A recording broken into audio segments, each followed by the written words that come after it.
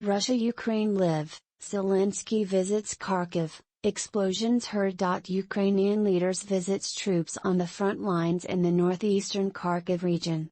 Ukraine's President Volodymyr Zelensky made his first trip to the country's east since the launch of Moscow's invasion. Russian President Vladimir Putin tells the leaders of France and Germany that Moscow is ready to look for ways to ship grain stuck in Ukrainian ports. Putin cautions German Chancellor Olaf Scholz and French President Emmanuel Macron against providing Ukraine with heavy weapons in an 80-minute phone call. Russia's army claims it has captured the strategic town of Lyman in eastern Ukraine. No EU deal on Russian oil embargo yet, more talks on Monday.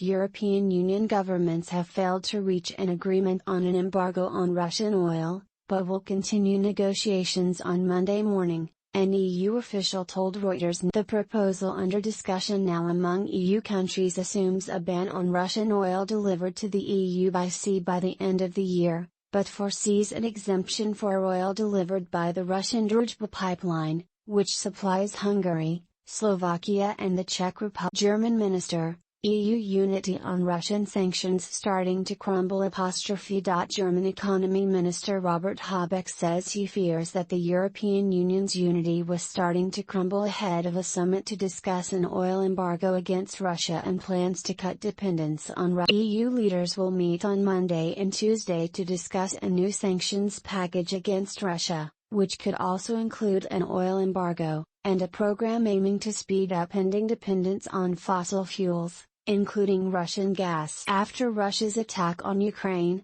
we saw what can happen when Europe stands united. With a view to the summit tomorrow, let's hope it continues like this.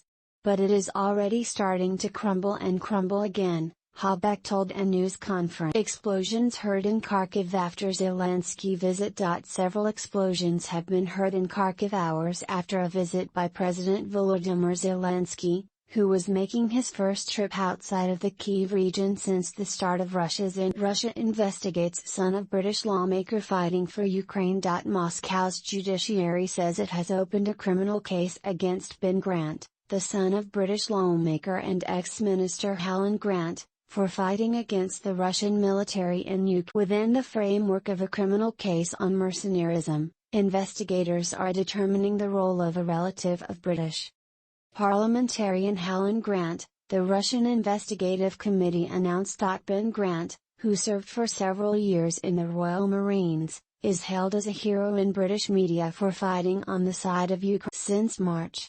The British press frequently reports on his combat activities, including recently that he saved the life of an injured comrade under fire and carried him off the battlefield.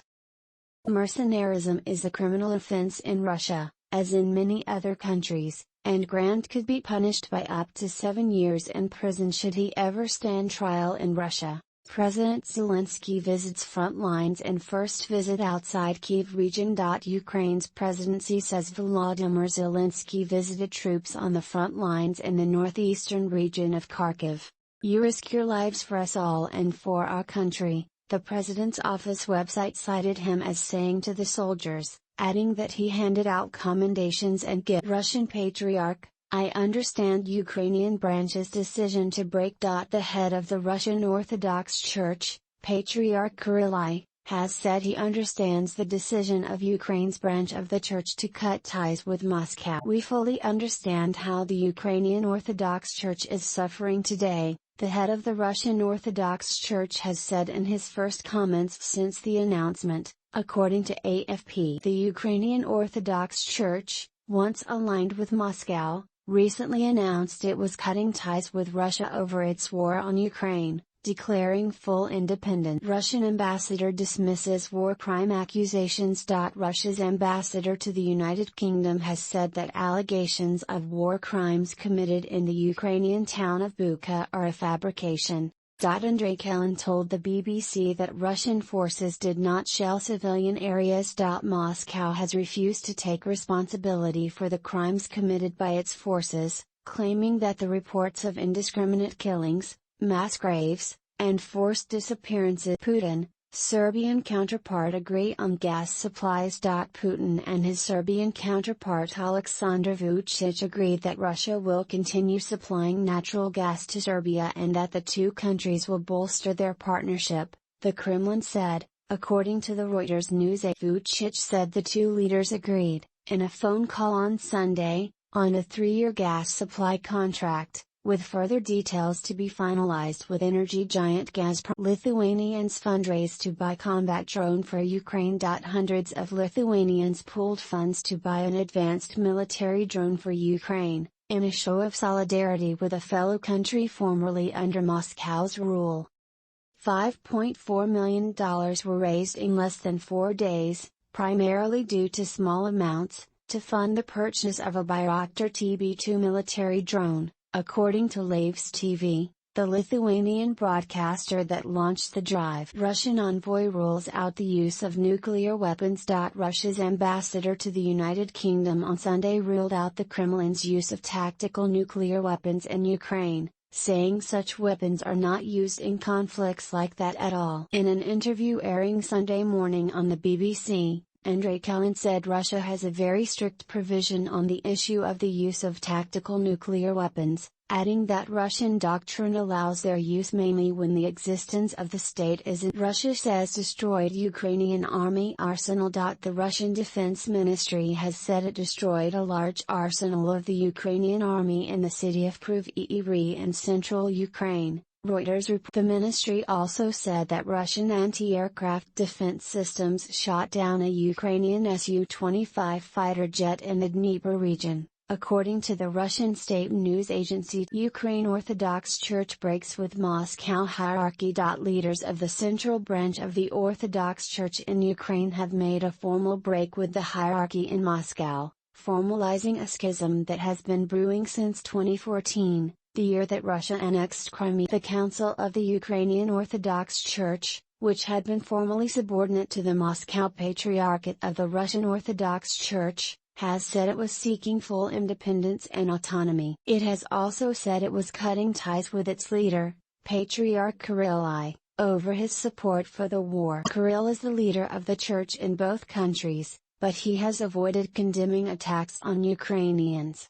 Situation more difficult in Severodonetsk. Fighting is continuing in Severodonetsk in eastern Ukraine, where the situation is even more difficult and the enemy keeps assaulting, the head of the Luhansk Regional Administration said on Sunday. In a statement, Serhiy Haidai has said that 60 houses were destroyed in the region, and 2 people, including a girl, were found dead under the rubble.